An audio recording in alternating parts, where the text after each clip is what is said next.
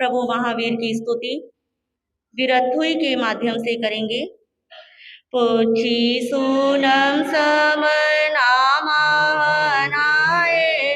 Agri Noah करती थी आए से के गंधव्यम धम अनेली संसाओ समीखयाए कहम चनान कहम दंसनम से शीलम कहनाए सोयत आसी जानासीनम भिक्खु चाहतहेनम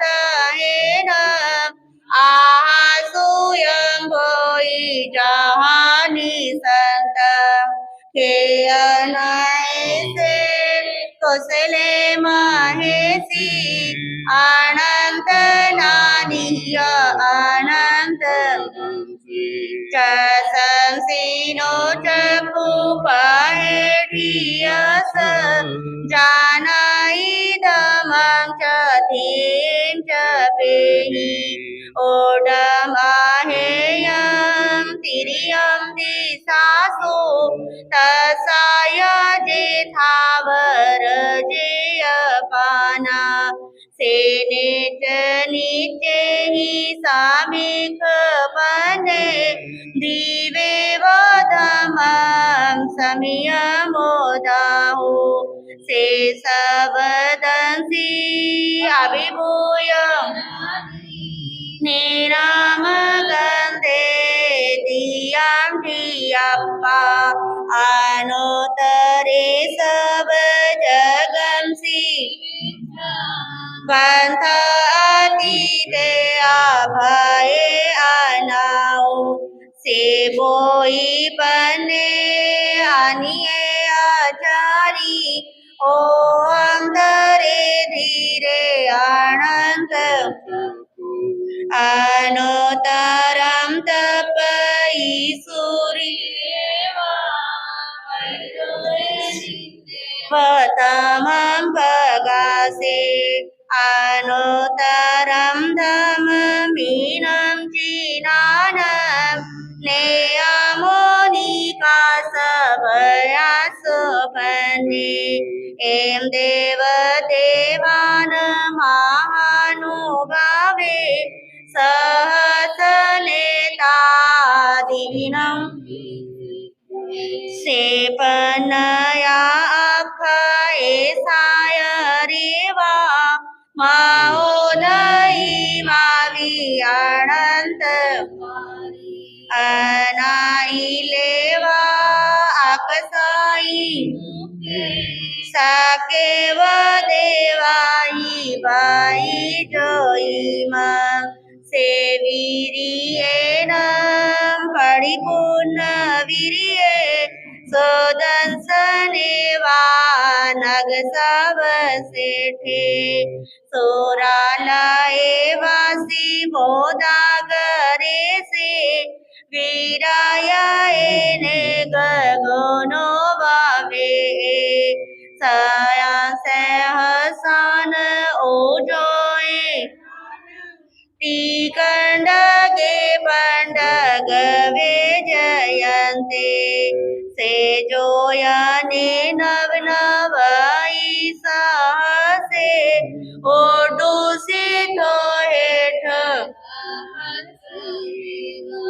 होठे न बेटिठाई भूमि बटिए जन सूर्यानो परिवर्तयन्ति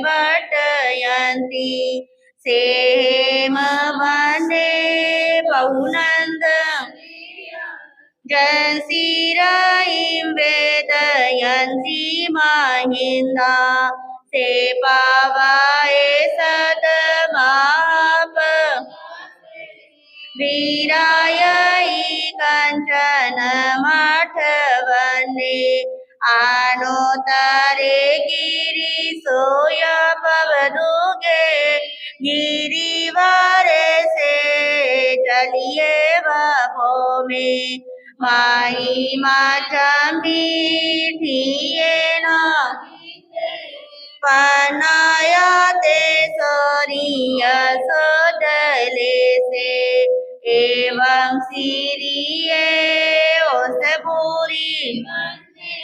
मनोरमे जोयाची मानी सुदर्शन सेव जासोगी पाहुचाई महातो पावयस एतो वामे समणे नाये पोते जाई जसोदंसन नानसीले गिरिवरे वानिसहाय यान रूपय वसेठे बलयाए तान ताओ वामे से जगबुई बने मुनि नमचे तमुदाओ बने आनोतरम धम मोइरम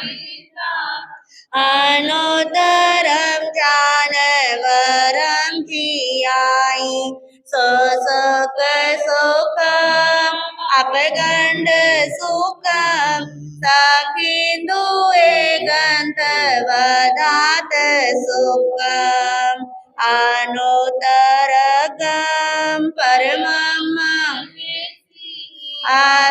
आशेषकमं सवेशो आयता से देवगाई साई मानंत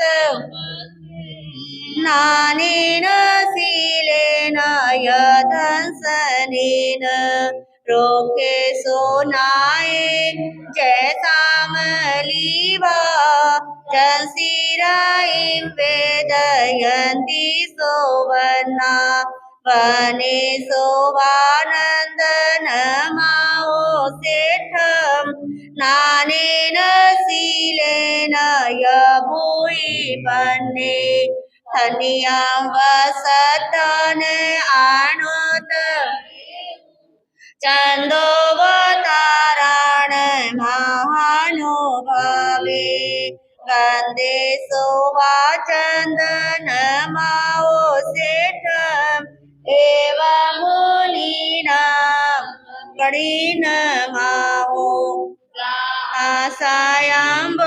आसायाम्बोदयीन सेठे नागे सुवाधर निंदमाओ सेठे ओदये वारस बीज तबो वाहने मुनिवेज हाथे सोएरा मन माहुनाए सिंहो बियानम सलिलान गंगा पक्षी सोवागरुले वेणु देवे नेवानवादी नियनाए पोते जो है सोनाए जय विष सेने कोफे सुवाजा अरविंद माहो खतीन सेठे जयदंत वके इसीन सेठे तहवद माने दानान सेठम अभयापयानम सच्चे सुवान तवे सोवाउत्तमं चेरम लोगो तवे सामणेनाए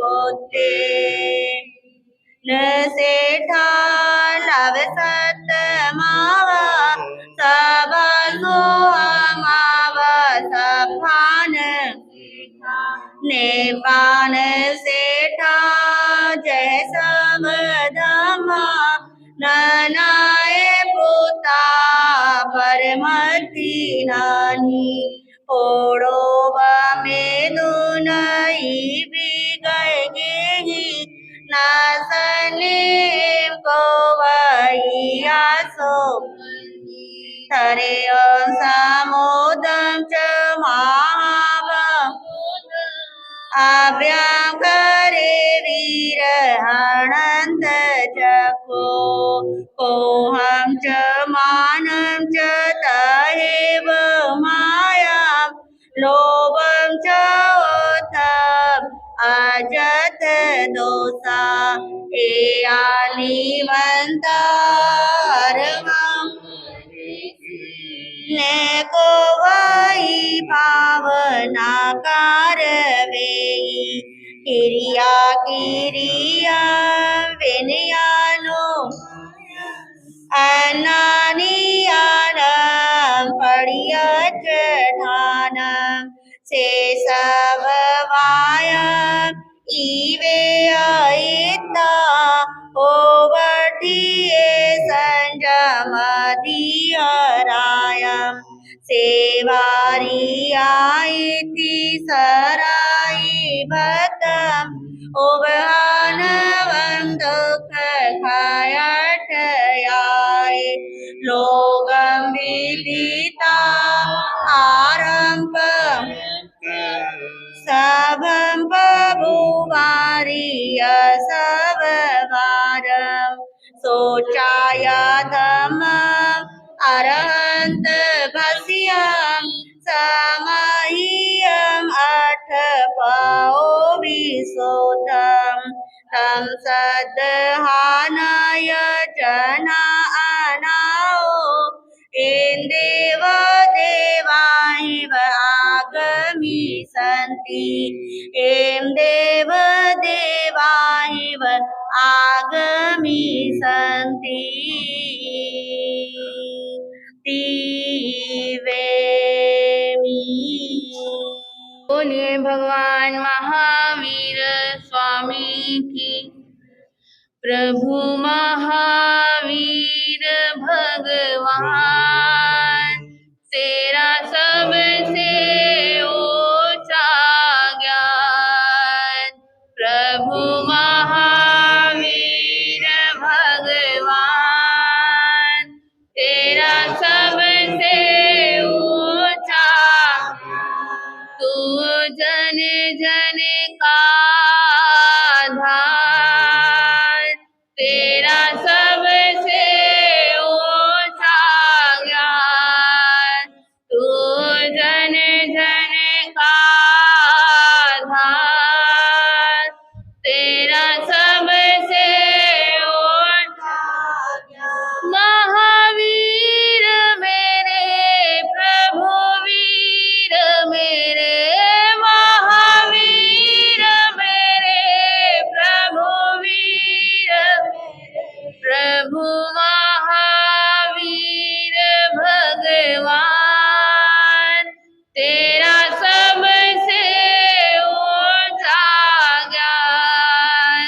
प्रभु महावीर भगवान तेरा सबसे ऊंचा ज्ञान। निज ज्ञान से जब निज को जाना निज ज्ञान से जब निज को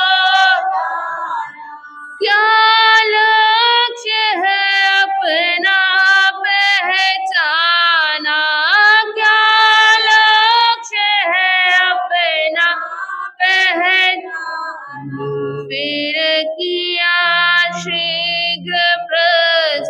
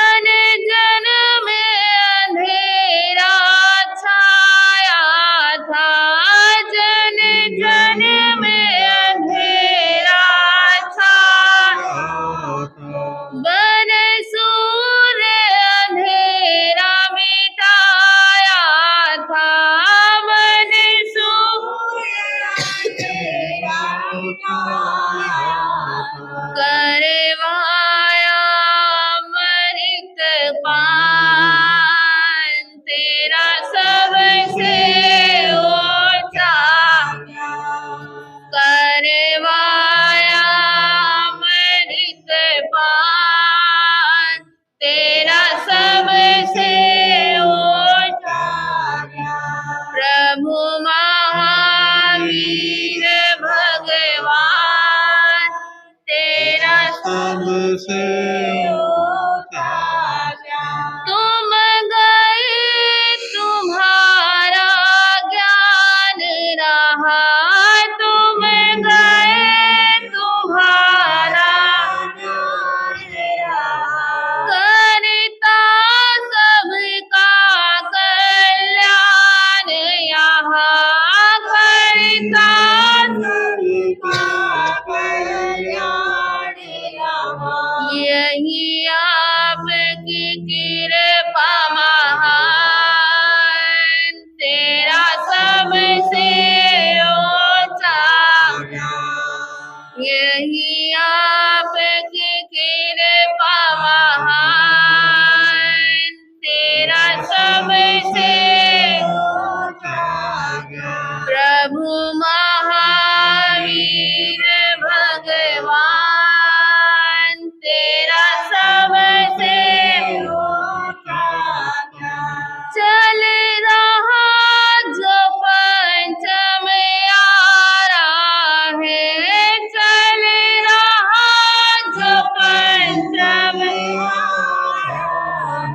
ये शासन काल तुम्हारा है, ये शासन काल तुम्हारा है।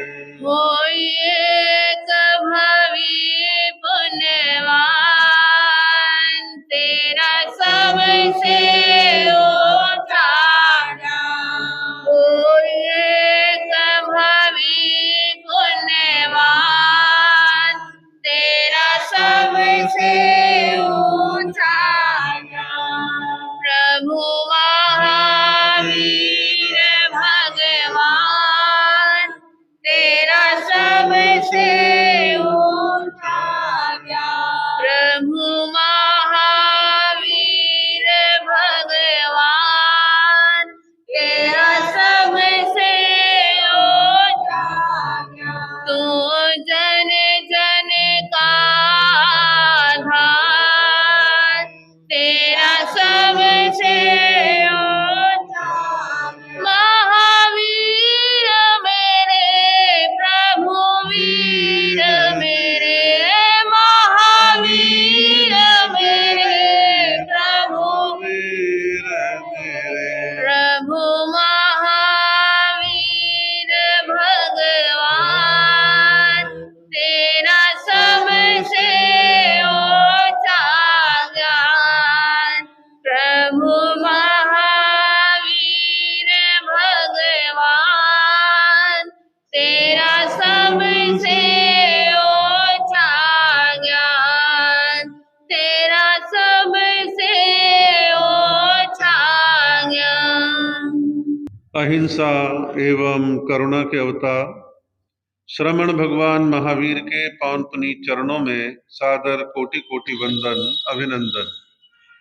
ध्यान योगी युग प्रधानाचार्य पूज्य श्री शिव मुनि जी महाराज साहब, संघ गौरव उप प्रवर्तक परम सेवा भावी पूज्य गुरुदेव श्री प्रेम सुख जी महाराज के पावन पुनीत चरणों में सादर कोटि कोटि वंदन अभिनंदन। मंचासीन आदरणीय समादरणीय मुनिवृंद, परम विदुषी साध्वी मंडल, उपस्थित धर्मनिष्ठ बंधुओं, माताओं एवं बहनों, आज रविवार है। भगवान महावीर के महान व्यक्तित्व के विषय में आप लोग सुन रहे हैं और कुछ मैं भगवान महावीर के जीवन दर्शन के बारे में कुछ कहूं, उससे पहले आप और हम सभी सस्वर सिद्धों की स्तुति करेंगे, सिद्धों का गान करेंगे। बोल सामान्य हैं, समझ में आने वाले हैं और आप भी साथ साथ में बोलने का भाव रखेंगे। सिद्ध अरिहंत में मन रमाते चले, सिद्ध अरिहंत में मन सर्व कर्मों के बंधन हटाते चले, सर्व कर्मों के बंधन हटाते, इंद्रियों के न घोड़े विषय में आड़े, इंद्रियों के न घोड़े विषय में, जो आड़े भी तो संयम के कोड़े पड़े, जो आड़े भी तो संयम के कोड़े पड़े, तन के रथ को सुपथ पर चलाते चले, तन के रथ को सुपथ पर चलाते, सिद्ध अरिहंत में मन संत निर्ग्रंथ का ध्यान धरते चले, संत निर्ग्रंथ का ध्यान, पाप तज करके सब काम करते चले, पाप तज करके सद्गुणों का परम धन कमाते चले, सद्गुणों का परम धन कमाते चले, सिद्ध अरिहंत में मन रमाते चले, सिद्ध अरिहंत में मन रमाते चले, दुख में तड़फे नहीं, सुख में फूले नहीं, दुख में तड़फे नहीं, सुख में सोए नहीं, प्राण जाए मगर धर्म भूले नहीं, प्राण जाए मगर धर्म भूले नहीं, प्रेम भक्ति के आंसू बहाते चले, प्रेम भक्ति के आंसू बहाते चले, सिद्ध अरिहंत में मन रमाते चले, सिद्ध अरिहंत में मन रमाते चले, वक्त आएगा ऐसा कभी ना कभी, वक्त आएगा ऐसा कभी ना कभी, सिद्धि पाएंगे हम भी कभी ना कभी, सिद्धि पाएंगे हम भी कभी ना कभी, ऐसा विश्वास दिल में जमाते चले, ऐसा विश्वास दिल में जमाते चले, सिद्ध अरिहंत में मन रमाते चले, सिद्ध अरिहंत में मन रमाते चले, सूर्य या चंद्र जब तक चमकता रहे, सूर्य या चंद्र जब तक चमकता रहे, तेज सच्चे धर्म का दमकता रहे, तेज सच्चे धर्म का दमकता रहे, जैन शासन रसिक जग बनाते चले, जैन शासन रसिक जग बनाते चले, सिद्ध अरिहंत में मन रमाते चले, सिद्ध अरिहंत में मन रमाते चले। अभी आप सभी ने अरिहंतों की सिद्धों की पावन स्तुति की है और लास्ट स्टैंजे में कवि ने अपनी कुछ बात कही है। लिखने वाले हैं रसिक मुनि। तो रसिक मुनि लास्ट में कहते जैन शासन रसिक जग बनाते चले, यानी कि जगत में संसार में हम जैन शासन के रसिक लोगों की संख्या बढ़ाएं, जैन धर्म के फॉलोअर्स के अनुयायियों की संख्या बढ़ाएं। इस दिशा में सामान्य प्रियतन तो होता है लेकिन विशेष प्रियतन नहीं होता। सामान्य प्रियतन तो इतना सा है कि 17,000 साधु साध्वियां विचरण करते हैं, कुछ जैनेतर लोग टच में आते हैं, प्रतिबोध की प्राप्ति करते हैं, जुड़ जाते हैं और हमारे यहाँ कोई धर्म परिवर्तन का अभियान, कोई विचार ऐसा तो है ही नहीं, और लोगों को अपनी परंपराओं के प्रति आकर्षित करने की विशिष्ट योजनाएं नहीं है, और हम केवल मात्र अपनी खुश फहमियों में जीते हैं। अपने आप कुछ मुगालता पाल लेते हैं, हमारा धर्म बड़ा महान है, हम ऐसे हैं और वैसे हैं, लेकिन दुनिया माने तब महत्व है। इसको बढ़ाने के लिए शिक्षण संस्थान बड़े सशक्त माध्यम हैं, जहां पहले हमारे पुराने श्रावकों ने 50 साल, 70 साल, 100 साल, 125 साल पहले जिन शिक्षण संस्थानों को खोला था, वो भी अब दम तोड़ रहे हैं, क्योंकि वो पुराने एरियो में थे, पुरानी शैली के स्कूल थे। अब शिक्षा में नवीन क्रांति हो रही है, और अभी भी स्कूल जैन समाज के खुल रहे हैं, लेकिन वो व्यक्तिगत खुल रहे हैं। और व्यक्तिगत वाले को तो एक ही भावना रहती है कि तूने पैसा इन्वेस्ट किया है तो तेरा पैसा लौट के कैसे आए। बाकी हमारे यहाँ कोई ऐसा मिशनरी काम ना साधु समाज के द्वारा है और ना श्रावक समाज के द्वारा है। हमारी बड़ी बड़ी संस्थाएं केवल शो पीस की तरह रह गई हैं। फोटो खींचने, व्हाट्सएप पे रौनक बढ़ाने का काम ये ज्यादा है, और बाकी ठोस काम, समर्पण भाव नहीं है। जैसी कोई ठोस योजना बनती है, ईगो, अहंकार नाम की भूख ही आगे आ जाती है, सब कुछ तबाह कर देती है, स्वाहा कर देती है। ऐसा मेरा भी अनुभव है, और आप में से कई लोगों का भी ऐसा ही अनुभव होगा। तो जिन शासन की प्रभावना के लिए हमें थोड़ा सा निजी अहंकारों, निजी पहचानों को दरकिनार करके केवल केवल केवल जिन शासन के प्रति समर्पित हों। कुछ हमारे लोग एक रोना और रोते हैं, बड़े तरीके से रोते हैं, कोई भी रो देता है। अजी जैन धर्म में इतनी संप्रदाय है, इतने संप्रदाय है। ये संप्रदाय तो बहुत पहले से थी।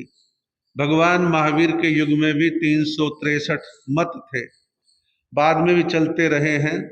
आप यदि लेंस लेके देखें, सनातन समाज में भी कई तरह की मान्यताएं, विचारधाराएं वहां भी गति करती हैं।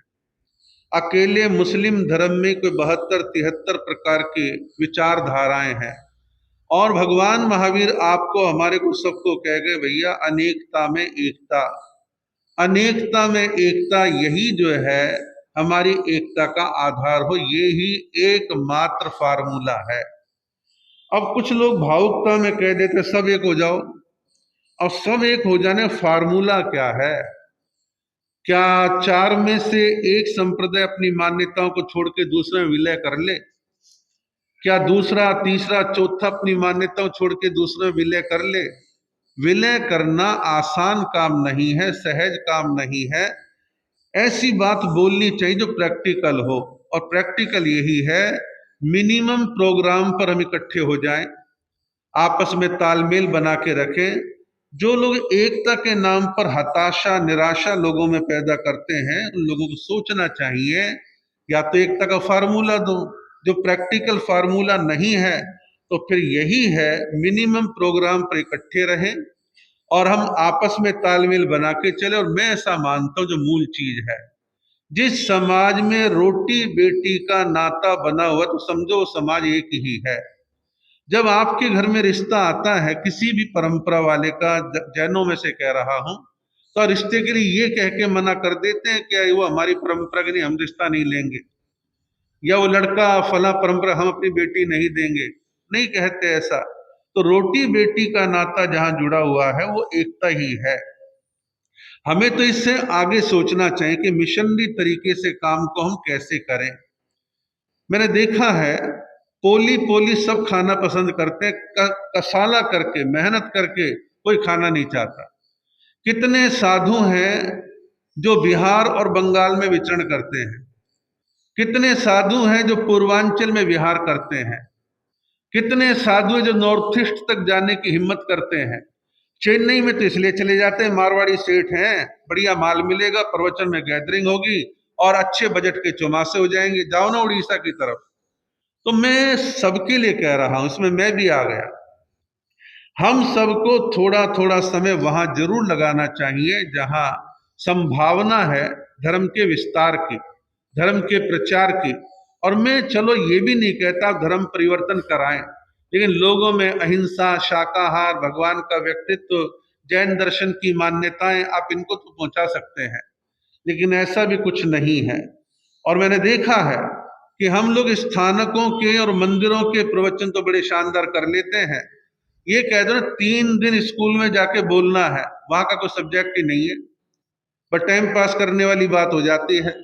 तो बात केवल इतनी सी है कि यहाँ जो कवि कह रहा है, जैन शासन रसिक जग बनाते चले, तो हम किसको रसिक बना रहे हैं, कितना जैन शासन की प्रभावना कर रहे हैं। हर व्यक्ति, हर साधु साध्वी, श्रावक श्राविका अपने आप से पूछे, किसी और को कहने की जरूरत नहीं है। अपने आप से पूछेंगे तो समाधान अपने आप ही हमारे को प्राप्त भी होगा। अब आते भगवान महावीर की बात पर। भगवान महावीर के अनेकों पावन प्रसंग आप लोग सुन चुके हैं, आगे के प्रसंग आप लोग सुनेंगे। भगवान महावीर का कल मैंने आपको लास्ट में 10 सपन जो देखे थे, और उत्पल नाम के ज्योतिषी ने उसके जो फल बतलाए थे, एक का वो फल नहीं जान पाया था, वो भगवान महावीर ने बता दिया था। 10 सपनों के फल उसने बतलाए हैं जो आप लोगों ने सुने हैं। अब भगवान महावीर अपना विचरण करते करते मोराक सन्निवेश में पधारे हैं। मोराक सन्निवेश में पधारे हैं, कड़कती सर्दी पड़ रही है, कड़कती सर्दी पड़ रही है, और भगवान के दर्शनार्थ सामान्य जनता आती है, जनता प्रभावित होती है। लेकिन वह उस गांव के अंदर कुछ ज्योतिषी रहते थे जिनका नाम था अच्छंदक। अच्छंदक जाति थी उस जमाने में। अच्छंदक जाति के ज्योतिषी रहते थे जिनका काम लोगों का भविष्य बांचना था। तुम्हारा ऐसा होने वाला है, ऐसे पहले तुम्हारा था, भविष्य बताने वाले अतीत की बातें बतलाते हैं, जन्म पत्रियां, हाथ की रेखा, ना जाने क्या क्या देखते हैं। तो अच्छंदक जाति के लोग जो हैं अपना ज्योतिष के द्वारा रोजी रोटी चलाते थे। अब भगवान महावीर वहां कुछ दिन विराज गए। विराजे तो सहज रूप से कुछ ऐसी घटनाएं घटी, और भगवान ने जो मुख से निकाल दिया वो वैसा वैसा वैसा वैसा हो गया। तो अच्छंदक जाति के पंडितों ने, ज्योतिषियों ने आपस में विचार करा, कमाल है कि ये वर्धमान महावीर यहाँ आए हैं और मुख से जो निकाल देते हैं वो सच हो जाता है, तो हमारे पास कौन आएगा, हमारी तो दुकान बंद हो जाएगी, हमारी रोजी रोटी बंद हो जाएगी। ऐसा विचार करते हैं, आपस में एक दूसरे से कहते हैं। बात बढ़ते बढ़ते बढ़ते बढ़ते ये बात भगवान महावीर के कानों तक गई। तो भगवान महावीर ने केवल अपने मन में एक विचार करा कि मेरे यहाँ विराजने से इनके काम धंधे में रुकावट आती है, तो इनके मन में एक खेद, दुख, पीड़ा, परिवार चलाने की वेदना, ये इनके सामने आ गई, हमारी रोजी रोटी बंद हो गई, मैं किसी के अंतराय डालना नहीं चाहता। ऐसा विचार करके वर्धमान महावीर वहां से विहार कर जाते हैं। भगवान महावीर विहार करने के पश्चात दक्षिण वाचाला से उत्तर वाचाला जाते हैं। ये नगरियों के नाम है उस जमाने में जो भी पड़े हुए थे। तो दक्षिण वाचाला से उत्तरी वाचाला की तरफ जाते हैं, विहार करते हैं, और स्वर्ण बालिका नाम की जो नदी है उसके तट के आसपास विचरण कर रहे हैं। विचरण करते करते, हालांकि मैंने किसी और दृष्टि से कल भगवान महावीर का प्रसंग पूरा कर दिया था, लेकिन यहाँ के प्रसंग के अनुसार मैं आपको बतला रहा हूं कि भगवान महावीर का जो आधा उत्तरीय वस्त्र बचा हुआ था वो चलते चलते अचानक झाड़ियों में उलझ गया, और उलझ करके भगवान महावीर ने उसको दोबारा लौट करके नहीं देखा, और वो आधा भाग छूटने के बाद वर्धमान महावीर निर्वस्त्र रहने लगे। अब उनके तन पे किसी भी प्रकार का कोई कपड़ा इत्यादि नहीं है। उत्तर वाचाला जब जाते हैं तो रास्ते में एक जगह आती है जिसका नाम है कनखल आश्रम। हालांकि वर्तमान में कनखल की खोज करें तो हरिद्वार के पास हैगा, और जो वर्णन यहाँ प्राप्त होता है वैसा वर्णन आसपास के इलाके में वहाँ आज भी है, क्योंकि गंगा का किनारा पास में लगता है और थोड़ा जंगल झुरमुट सब वहाँ पर आज भी मौजूद है। तो कनखल नाम का एक आश्रम जो है वो रास्ते में पड़ता था, और वर्धमान महावीर उसी कनखल आश्रम की तरफ, जंगलात की तरफ बढ़ रहे थे। तो रास्ते में कुछ ग्वाल बाल मिले, ऐसे बालक जो उम्र में ठीक ठाक थोड़े बड़े, बहुत बालक भी नहीं है, ग्वाले हैं, गाय चराते हैं, उनका काम है। तो बाल ग्वालों ने आवाज दे करके वर्धमान महावीर से कहा कि आप उधर ना जाएं, उधर एक बहुत भयंकर जहरीला सर्प जो है वो निवास करता है। उन्होंने हित की दृष्टि से भगवान महावीर को कहा कि वहां खतरनाक सर्प है जो भयंकर है, और जो उसके पास जाता है समाप्त हो जाता है, और वो दृष्टि विष सर्प है, जहरीली दृष्टि जिसके ऊपर डाल दे उसका समापन कर दे। इस प्रकार सुरक्षित मार्ग से आप जाइए, रास्ता थोड़ा लंबा है लेकिन आप सुरक्षित रास्ते से चले जाएंगे तो अच्छा रहेगा। अब भगवान महावीर को उन्होंने रोकने का प्रयत्न करा, लेकिन वर्धमान महावीर ऐसी बातों से कहाँ घबराने वाले थे। वो अभय देने वाले थे, स्वयं निर्भय रहने वाले थे, और इस प्रकार वो आगे मंद मुस्कान के साथ उन बालकों की तरफ अभय मुद्रा में हाथ उठा करके उसी दिशा में वर्धमान महावीर जो है आगे बढ़ जाते हैं। आगे बढ़ते बढ़ते जो है पहुंचते हैं, और आगे जाके क्या देखते हैं, एक देवालय है। और देवालय का मतलब देवता का स्थान, जहाँ छोटा मोटा बरांडा इत्यादि हो सकता है, रुकने की कोई छोटी मोटी जगह व्यवस्था हो सकती है। जंगल में कभी किसी ने बनाया होगा, अब तो लोग बाग वहां पर आते नहीं, सांप का डर भय इतना ज्यादा है। तो वर्धमान महावीर जो है वहां जाते हैं, शिवालय के पास, देवालय के पास ध्यान मुद्रा में लीन खड़े होते हैं, और पास में ही सांप की बांबीदी है। अब वो जो सांप था, दृष्टि विसर्प था, जंगल में इधर उधर उधर उधर घूमते घामते लौट के अपनी बांबी पर आता है। जब अपनी बांबी पर लौट करके आया तो आज सर्प ने क्या देखा कि यहां तो मनुष्यों ने आने का रास्ता ही भूल गए हैं। अब तो कोई यहां पर आता ही नहीं है। मेरा आतंक कितना है, लेकिन ये भटका हुआ मनुष्य कहां से आ गया। भगवान महावीर को भटका हुआ मनुष्य मान रहा है और सोचता है शायद आज इसकी मौत लिखी है इसीलिए आया है। ऐसा विचार करके वह सर्प भगवान महावीर के निकट आता है। उनके निकट आकर के अपना फन ऊंचा करके बड़े गहरी निगाहों से, लाल लाल निगाहों से वर्धमान महावीर को देखता है। वर्धमान महावीर आंखें मूंदी हैं और बिल्कुल ध्यान मुद्रा में खड़े होकर के ध्यान कर रहे हैं। लोगों से बैठ के ध्यान नहीं होता, भगवान तो खड़े होकर ध्यान कर लेते थे, और खड़े होकर कहीं तो खड़े खड़े नींद में गिर जाएं। लेकिन वर्धमान महावीर की महिमा कुछ और है।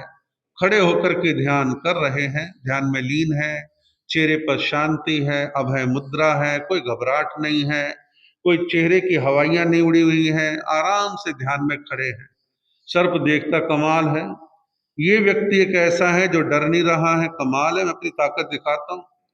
उसने लगातार वर्धमान महावीर को देखा, घूरा, और एक जोर से डंक जो है उसने उनके पांव में मारा। उसने उनके पांव में डंक मारा। डंक मारने जो कथा कहती है कि आम तौर पर आम इंसान के शरीर से खून की धारा बहती है, लेकिन वहां श्वेत द्रव्य, सफेद पदार्थ बॉडी से निकलता है, शरीर से निकलता है, और वर्धमान महावीर अब भी वैसे ही खड़े हैं। सर्प जो है झुंझलाता है, पत्थर पर अपने फन को मारता है, बड़ा दुखी, बड़ा पीड़ित, बड़ा परेशान होता है। कमाल है, आज तक जिसको मैंने देख लिया वो गिर जाता था, मर जाता था, और यहाँ तो डंक मारने के बाद भी इनको कुछ नहीं हो रहा। अब वो सर्प जो है इस प्रकार से विचार करता है और निढाल सा हो जाता है, उसकी ताकत क्षीण हो जाती है, और कुछ समय के बाद वर्धमान महावीर का ध्यान पूरा होता है। तो उन्होंने चंड कौशिक सर्प को जो है देखा, और देखने के बाद प्रतिबोध दिया। उन्होंने कहा, चंड कौशिक, संबोधि को प्राप्त करो। तुम संबोधि को प्राप्त क्यों नहीं करते? कितना समय तुमने जन्म मरण में व्यर्थ कर दिया, अज्ञान दशा में तुम हो, औरों को पीड़ा पहुंचाते हो, परेशानी देते हो। संबोधि को, ज्ञान को तुम प्राप्त करो, जागो, अंदर से जागो। इस प्रकार की जो है उन्होंने बात कही। ऐसा कहते हैं कि इस चंड कौशिक सर्प के पूर्व भव की कुछ घटनाएं हैं जिससे चंड कौशिक सर्प बना। ऐसा कहते हैं चंड कौशिक सर्प का जो जीव था वो गोभद्र नाम का एक तपस्वी साधक था, और उसने एक बार मासक खमण की तपस्या का पारणा कर रखा था। पारनिकली नगरी में गया था, चेला एक साथ में था। तो गुरु शिष्य जो पारनिकली नगर में गए हैं, गुरु जी आगे आगे चल रहे, जिनका नाम जो है गोभद्र तापस है। तो तापस जो है आगे आगे पीछे पीछे उनका चेला चल रहा है। अब वहां एक घटना घटती है। पारना तो जो मिला सो मिला होगा, लेकिन वहां जल्दबाजी में कह लो, कुछ भी कह लो, साधु के जो बड़े महाराज थे, जो तापस थे, उनके पांव के नीचे मेंढक का एक बच्चा, मेंढकी जो है वो दब करके मर गई। अब दब करके मर गई तो चेला थोड़ा तेज तर्रार था और बोला, गुरुजी आपके पांव के नीचे मेंढकी मर गई है। गुरुजी ने कहा, अरे भाई मैं देख के चल रहा हूं, कोई मेंढकी मेंढकी नहीं मरी है। नहीं नहीं गुरुजी, आपके पांव के नीचे मेंढकी मरी मैंने देखा, मैं तो पीछे चल रहा हूं ना, पीछे वाले को दिखाई देगा। अब गुरु ने बार बार मना किया और उसे थोड़ा डांटा डपटा। शिष्य फिलहाल चुप हो गया, अपने स्थान पर आ गए, आकर के पारण इत्यादि किया होगा और फिर सारा दिन बीत गए। सायंकालीन प्रतिक्रमण का समय आ गया। प्रतिक्रमण का समय आया तो प्रतिक्रमण के समय में जब सारा प्रतिक्रमण हो गया, प्रायश्चित का समय आया, तो शिष्य बोला, गुरुजी आपके पांव के नीचे जो मेंढकी मर गई थी उसका आप प्रायश्चित आलोचना कर लो। तो उन्होंने कहा, भाई मेरे पांव के नीचे नहीं मरी, जितने मेंढक मरते गए मेरे पांव के नीचे आके मरते हैं। बोले नहीं नहीं, सारे तो नहीं मरते, लेकिन ये वाला तो मरा है। बोले तो झूठ बोलता है, ऐसा नहीं हुआ है। बोले नहीं, मैंने देखा है मेंढकी मरी है और आपको तो आलोचना प्रतिक्रमण प्रायश्चित करना चाहिए। अब गुरु को थोड़ा आवेश आ गया, गुरु को इतना क्रोध आया, इतना आवेश आया कि गुरु शिष्य के पीछे भागे, दौड़े, और अंधेरे का समय था, अंधेरे का वातावरण था। अचानक पत्थर का पिलर खंभा सामने आ गया, उनका माथा उससे टकरा गया। माथा टकराया, कई बार तो भारी चीज ढंग से लग जाए तो व्यक्ति बेहोश भी हो जाता है, कहीं सिर ही फट जाता है, ब्लीडिंग ज्यादा हो जाती है। तो गुरु का माथा फट गया। फटने के बाद खून इतना बहा कि गुरु की मृत्यु हो जाती है। और गुरु की मृत्यु हो गई, शिष्य हक्का बक्का रह गए। मैं तो उनकी आत्मा के हित के लिए कह रहा था, यहाँ तो एक दुर्घटना घट गई, यहाँ तो एक गलत काम हो गया। चलो जो हो गया सो हो गया, क्या कर सकते हैं। गुरु का स्वर्गवास हो गया। अब गुरु स्वर्गवास के बाद कहाँ जन्म लेता है? उसी कनखल आश्रम में जन्म लेता है। अब कनखल आश्रम के कुलपति थे, यानी जिन्हें हम आचार्य कह लें, कुलाधिपति कह लें, या जैसे कॉलेजों के हेड प्रिंसिपल वगैरह होते हैं, डायरेक्टर होते हैं, तो कुलाधिपति के यहाँ पर उसका जन्म हुआ। तो कुलाधिपति के यहाँ पर जन्म हुआ तो उसका गोत्र तो था कौशिक, लेकिन स्वभाव ऐसा प्रचंड था कि सब बोलने लगे, इतना क्रोधी, इतना चिड़चिड़ा, बात बात में क्रोध करता है, तो लोग उसे चंड कहने लगे कि चंड प्रकृति का है, यानी अत्यधिक गुस्सा करने वाला है। तो धीरे धीरे उसका नाम पड़ गया चंड कौशिक। अब चंड कौशिक उसका नाम पड़ गया। चारों तरफ आश्रम में घूमता रहता है, किसी लड़ता है, किसी भिड़ता है, किसी के साथ कुछ करता है, किसी के साथ कुछ करता है। अब एक दिन की बात है, उनके आश्रम के अंदर आसपास के कुछ राजकुमार वहां आ गए, और राजकुमार आए थे फूलों को देखने और कुछ फूलों को तोड़ने के लिए। अब राजकुमार यानी किशोर अवस्था के बालक बालकों के मन में फूल इत्यादि तोड़ने का थोड़ा शौक सा रहता है। तो वो जो है राजकुमार वहां पर फूल तोड़ने लगे। अब फूल तोड़ने लगे तो वहां चंड कौशिक, वो भी युवा था, उसे बड़ा क्रोध आया। उन राजकुमारों के पास आके बोला, ए क्या तुम तोड़ रहे हो? हमारे आश्रम को उजाड़ोगे और तुम यहाँ फूल तोड़ने के लिए आए हो? खबरदार जो फूल तोड़े हो। उनको मारने दौड़ा। अब मारने दौड़ा तो राजकुमार सब बालक थे, बड़ी तेजी के साथ दौड़ गए, भाग गए। उनको पकड़ने, उनको मारने के लिए चंड कौशिक भी कुल्हाड़ी लेके भागा। अब कुल्हाड़ी लेके भागा तो कई बार होता क्या है, कौन गड्ढे में गिरेगा, किसका क्या होगा पता नहीं चलता। कई बार पांव लग जाए, कुछ भी हो सकता है। तो हुआ क्या कि राजकुमार तो सरपट भाग गए और चंड कौशिक हाथ में कुल्हाड़ी लेके जा, ध्यान रहा नहीं नीचे कोई गड्ढा है, उसमें पांव उलझा, धड़ाम से गिरा और कुल्हाड़ी उसके माथे पर लग गई। चंड कौशिक के माथे पर कुल्हाड़ी लग गई और वहीं लहू लुहान होकर के वो मृत्यु को जो है प्राप्त कर जाता है। अब आप देखिए कैसे कैसे उसके जीवन की गति बदलती है। कैसे कैसे वो आगे बढ़ता है, फिर आगे चल के क्या होता है। उस वन खंड के प्रति, उस आश्रम के प्रति लगाव था, आसक्ति थी। तो लगाव आसक्ति की वजह से उसी वन खंड में उसका पुनः जन्म होता है। और जन्म किसके रूप में हुआ? अब जन्म हुआ उसका चंडकोशिक सर्प के रूप में।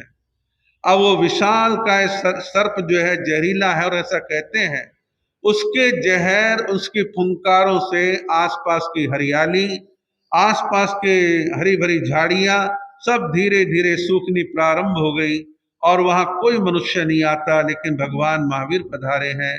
भगवान महावीर चंडकोशिक सर्प को जो है प्रतिबोध देते हैं, संबुज्य किम ने बुज्य संबोहि खलु पेच दुल्लाहा, कि तुम संबोधि को प्राप्त करो, संबोधि को प्राप्त क्यों नहीं करते। ये सारा खेल संबोधि का है। संबोधि किसी को 2 मिनट में लग जाती है, किसी को 10 साल में भी ना लगे। और साधु के ज्ञान से, साधु के ज्ञान की प्रेरणा से कोई जाग जाए, उससे बढ़िया क्या बात है। अब भगवान महावीर ने जब कहा कि चंडकोशिक जागो, संभलो, और कितने जन्म मरण अभी और करने हैं, तो चंडकोशिक एकदम ठंडा पड़ गया, शांत हो गया। उसे लगा कितनी शांति इस महापुरुष में दिखाई दे रही है, आज तक मैंने ऐसी शांति नहीं देखी। वो भी बड़ा शांत हो जाता है, और चंडकोशिक सर्प अपनी ही बांबी में जाता है, अपना फन वाला हिस्सा अंदर कर लेता है, बाकी का हिस्सा सारा बाहर रहता है। वर्धमान महावीर समय आने पर वहां से विहार कर देते हैं।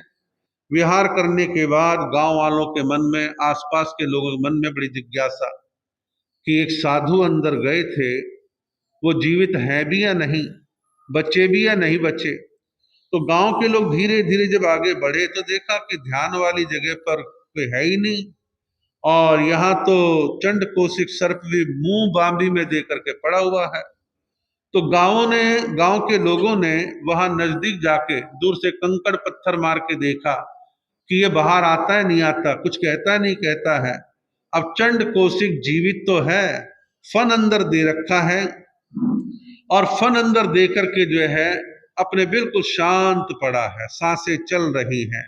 गांव के लोग, जैसे आजकल भी कई बार भाव भक्ति होती है, तो गांव के लोगों ने जाके उसकी बांबी पर दूध चढ़ाया, शक्कर चढ़ाई, मीठा चढ़ाया, ना जाने क्या क्या किया, और घी चिकना चढ़ाया। परिणाम ये निकला, चींटी मकोड़े, लाल चींटियां सब आ रही हैं, उसके शरीर को तिल तिल करके खा रही हैं, चाट रही हैं, नष्ट कर रही हैं।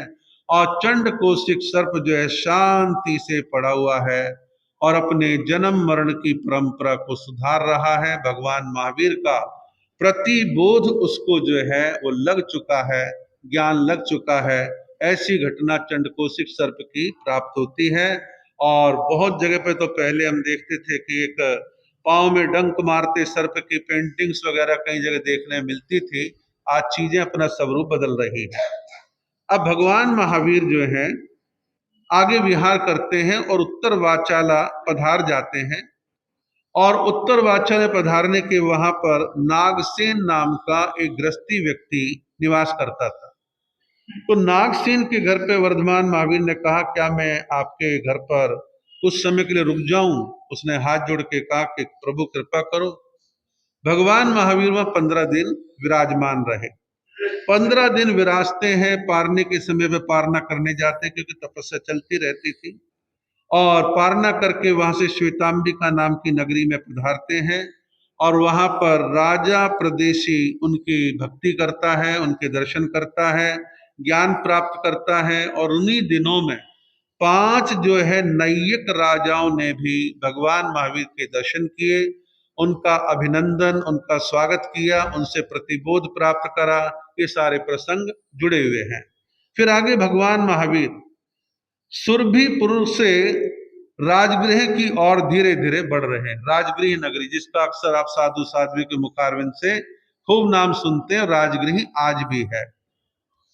तो राजगृह की ओर जाते हैं, तो राजगृह की ओर जाने में रास्ते में गंगा नदी पड़ती है, और खूब वर्णन आता है शास्त्रों में कि भगवान महावीर ने अनेकों बार गंगा नदी समेत अनेकों नदियां जो यूपी और बिहार में बहती हैं, उनको उन्होंने पार किया। अब उस जमाने में नदियों पर पुल बनाने की टेक्निक कहो या कह लो सुविधाएं नहीं थी, और केवल नौका के द्वारा नदी पार करने का एकमात्र साधन बना हुआ है। तो वर्धमान महावीर को गंगा पार करनी है। गंगा के किनारे गए, एक बड़ी सी नाव लगी है। नाविक से कहा कि मुझे परले पार जाना है, उन्हें हाथ जोड़ के कहा पधारो।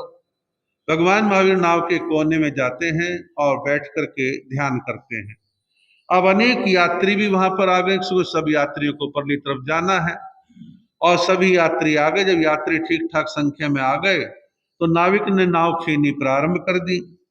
तो नाव खींचनी प्रारंभ करी तो वहां क्या हुआ, एक नैमित्तिक बैठा था। नैमित्तिक कहते जो निमित्त को देख करके कुछ भविष्यवाणी करे, कुछ लक्षणों को देख ले, कुछ वातावरण को देख ले, कुछ भविष्य बतलाए।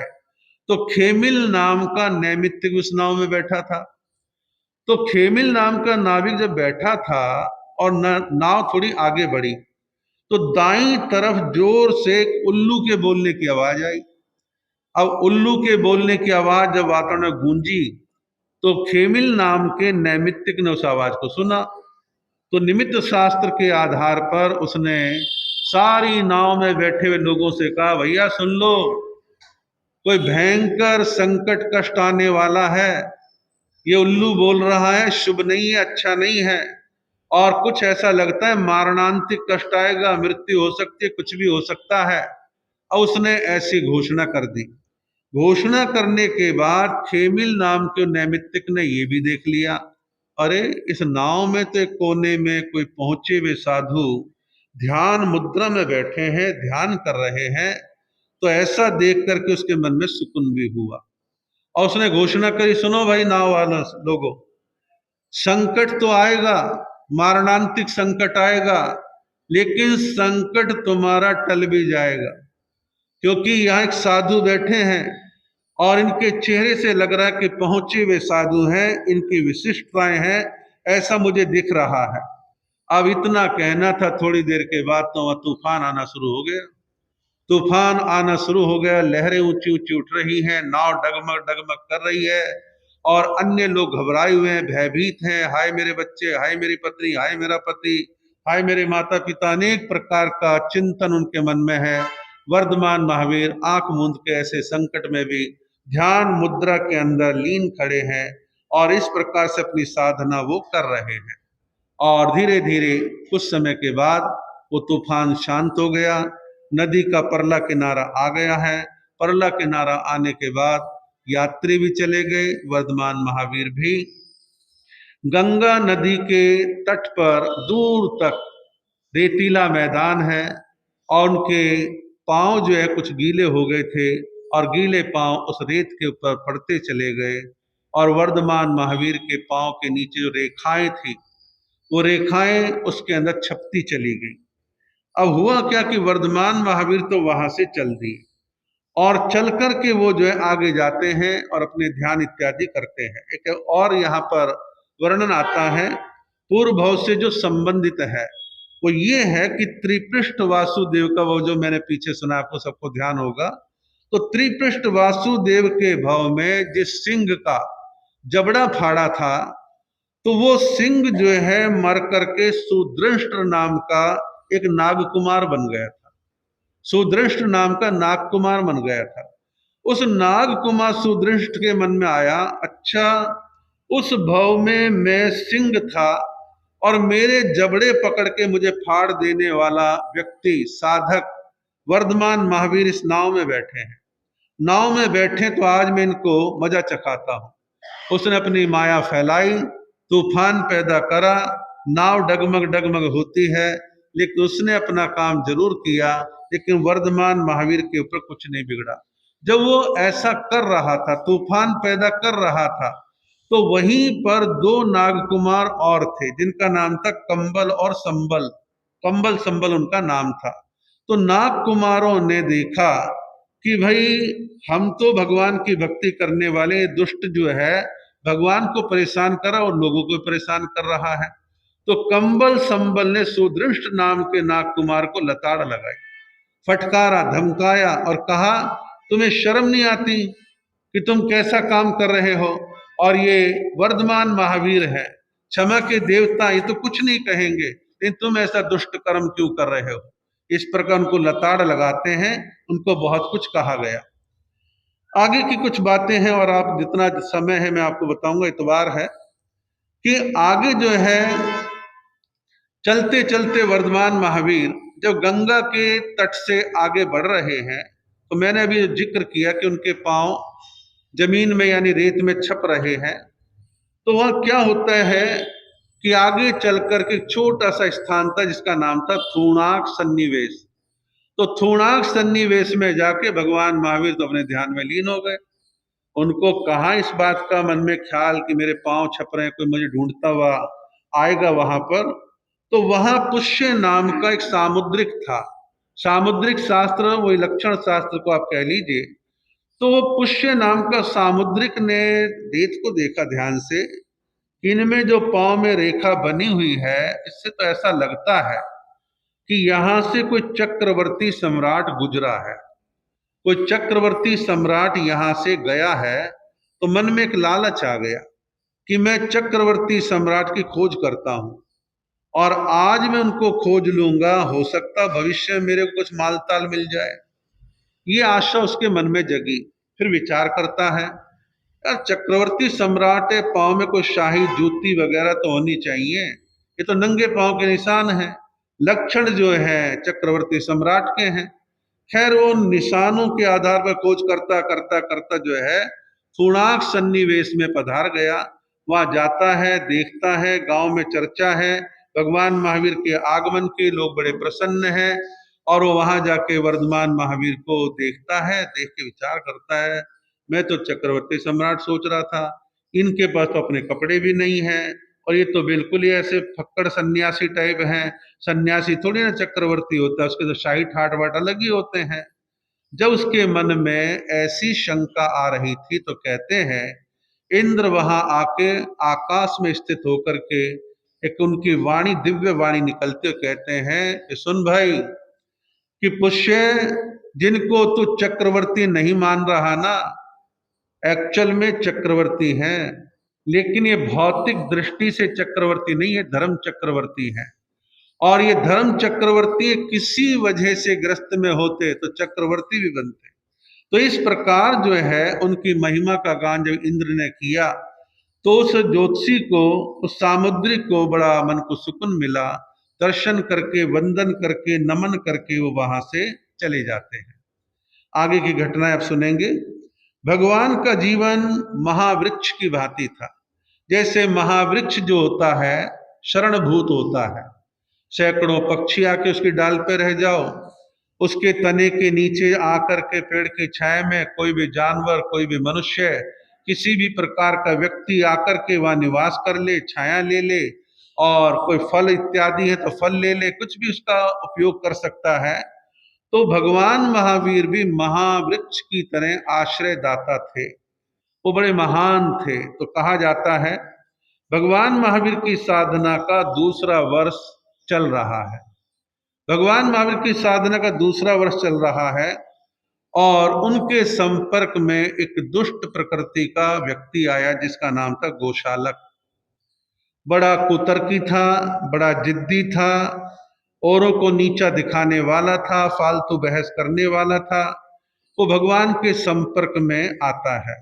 और कैसे आता है इसके बारे में कहते हैं कि प्रभु महावीर नालंदा में पहुंचते हैं और नालंदा में पहुंचते हैं तो वहां उनको चातुर्मास करना था। तो एक तंतुवायशाला, तंतुवायशाला आप समझिए कि जैसे जुलाहा कपड़ा बुनता है, कपड़ा बुनने की जगह को तंतुवायशाला कहते हैं। तो कपड़े बुनने वाली जगह पर तंतुवायशाला में पहुंचते हैं और वहां पर जो है उसके मालिक से अनुमति लेते हैं कि हम यहाँ चातुर्मास कर लें। उन्होंने कहा शहर साहब चातुर्मास कीजिए। चातुर्मास करने की आज्ञा ले ली, लेकिन वहां क्या देखने में आया, मंख जाति का एक व्यक्ति, एक साधक जिसका नाम है गोशालक, तो वो भी वहां भगवान महावीर से पहले विराजमान हो चुका था, वो भी वहां पर बैठा है। अब भगवान महावीर चातुर्मास प्रारंभ होते अपनी तपस्या करनी प्रारंभ कर दी, बीच बीच में पारणा इत्यादि करते हैं। अब भगवान महावीर को देख करके वो गोशालक विचार करता है, कमाल है, ये तो कुछ खाते ही नहीं है, कभी कभार लेते हैं और मैं तो रोज खाता हूं। अब एक दिन भगवान महावीर के पारने का समय हुआ, तो वर्धमान महावीर पारने के लिए निकलते हैं, और जब पारने के लिए निकले तो वो भी साथ साथ जाता है और देखता कैसे पारना लेते हैं।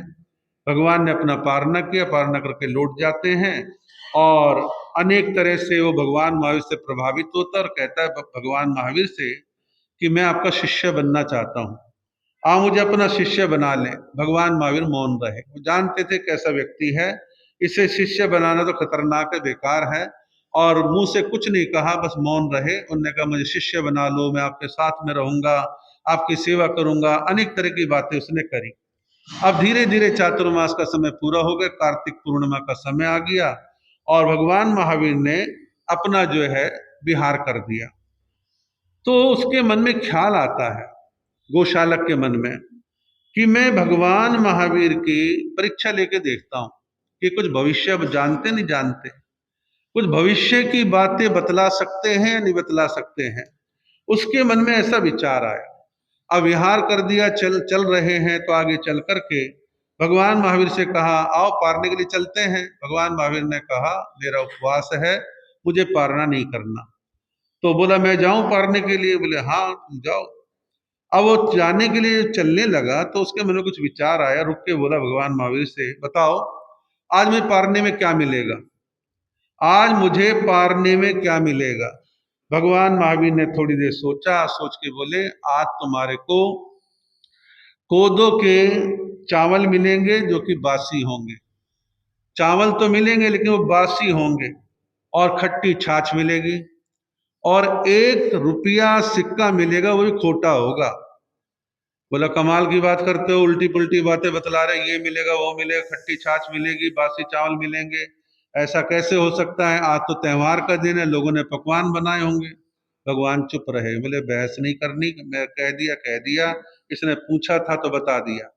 अब चल दिया नगरी में, पकवान की आशा में कई घरों में गए, कुछ भी नहीं मिला, खाली घूम रहा है।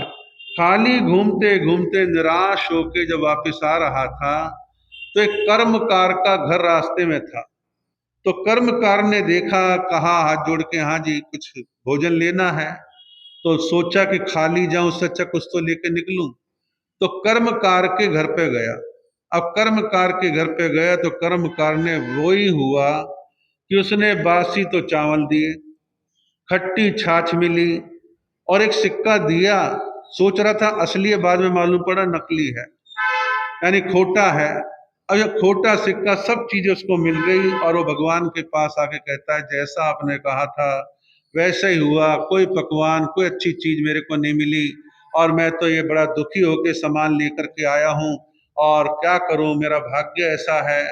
तो ऐसा उसने विचार करके मन में पहली बार गोशालक के मन में ख्याल आया, ऐसा लगता है कि दुनिया में सब कुछ निश्चित है, सब कुछ पहले से निर्धारित है, जिसे शास्त्र की भाषा में कहते हैं नियतिवाद, कि नियतिवाद की जो जैसा लिखा है, जो जैसा होना है वैसा होगा।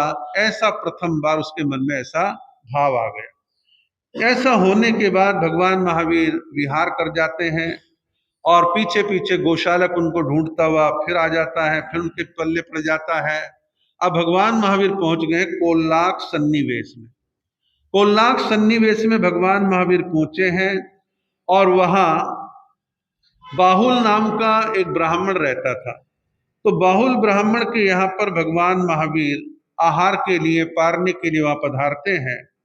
तो वहां जब पारने के लिए गए, इतना सुंदर संयोग बना, पारना भी मिल गया और देवताओं ने वहां पर सोने की मोहरों की बरसात कर दी, सुंदर सुंदर वस्त्र प्राप्त हुए और उसका आंगन बाहुल का जो है सोने की मोहरों से भर गया। वो बड़ा प्रसन्न हुआ कि मेरी तो गरीबी टल गई। इस प्रकार जो है गोशालक भगवान महावीर से फिर मिल गया है, उनके साथ साथ रहता है और इस तरह से वो भगवान महावीर को अपनी पिछली घटनाओं के बारे में बतलाता है और इस तरह से वो अब की बार फिर दोबारा भगवान महावीर से आग्रह करता है कि मैंने तो अपना निवेदन पहले भी किया, अब मैं फिर अपना निवेदन दोहरा रहा हूं कि मैं आपको अपना धर्माचारी मानता हूं, आपको अपना गुरु मानता हूं और आप मुझे अपना शिष्य माने, प्रभु मौन रहे।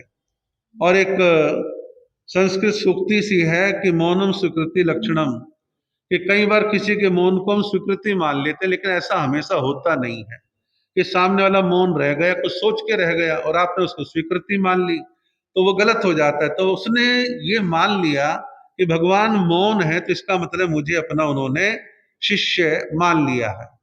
अब आगे की एक और घटना है। भगवान महावीर विहार कर देते हैं, मार्ग में क्या देखा, कुछ ग्वाले हैं और ग्वालों ने पत्थर लगा करके जंगल से लकड़ियां इकट्ठी करके एक हांडी है और हांडी में वो खीर पका रहे हैं। तो गौशालक ने, वो थोड़ा सा कुतूहल प्रिय था और थोड़ा सा स्वभाव भी चंचल था, तो भगवान महावीर तो अक्सर मौन रहते थे, लेकिन वो चुप नहीं रहता था। अब वो वहां ग्वालों के पास गए, बोले हाँ भाई क्या बना रहे हो? ग्वालों ने कहा हम खीर बना रहे हैं। बोला अच्छा खीर बना रहे हो? तो दौड़ करके भगवान महावीर के पास गया, कहा प्रभु आप भी रुक जाओ, मैं भी रुक जाता हूं और इनकी खीर खा के चलेंगे। भगवान महावीर किसके खीर खाने वाले थे, वो अपनी चर्या में रहते थे। भगवान महावीर मौन रहे और आगे चल दिए। इधर वो क्या होता है कि वो खीर की इंतजार करता है, लेकिन जब खीर की बात उसने भगवान महावीर से, खीर बन रही है, तो भगवान महावीर ने कहा कोई खीर वीर नहीं बनेगी, खीर तो सारी रेत में मिट्टी में मिल जाएगी। बोले कैसी उल्टी पुल्टी बात कर रहे हो, खीर पक रही है, आधा काम हो गया है, भाप उठ रही है, चावल उबल रहे हैं और आप कैसी बात कर रहे हो? उसने वहां जाकर के गौशालक ने उन गवालों से कहा इनकी बात सच हो जाती है और इन्होंने कहा है कि हांडी फूट जाएगी, खीर मिट्टी में मिल जाएगी। तो गवालों ने कहा अच्छा ऐसी बात है। उन्होंने खीर को नीचे उतारा, यानी हांडी को नीचे उतारा, दाएं बाएं बांस की खपच्चियां लगाई, बांस की खपच्चियां लगा दी, देखते कैसे हांडी फूटती है। अब उन्होंने जब दोबारा से उस चूल्हे पर हांडी को रखा, अब आग के स्पर्श से चावल उबलने लगे। अब चावल की शेप दुगनी ढाई गुना हो जाती है खीर में फूल करके। अब चावल फूल रहे हैं और दूध उबल रहा है, उस सब के प्रेशर से हांडी एकदम फटती है, दो हिस्सों में बढ़ जाती है, सारी खीर मिट्टी में मिल जाती है। सारी खीर मिट्टी में मिल गई और भगवान की बात सत्य हो गई। वो आगे जाता है और आगे जाकर के भगवान महावीर से कहता है आपने जो कहा था वही हुआ, हांडी फूट गई। भगवान महावीर चुप रहे, कुछ नहीं बोले और वो मन में सोचता है कि नियतिवाद सही है, कि जो होता है वो होके रहता है, सब कुछ नियत है, पहले से फिक्स है, हम इसमें कुछ ज्यादा कुछ कर नहीं सकते हैं।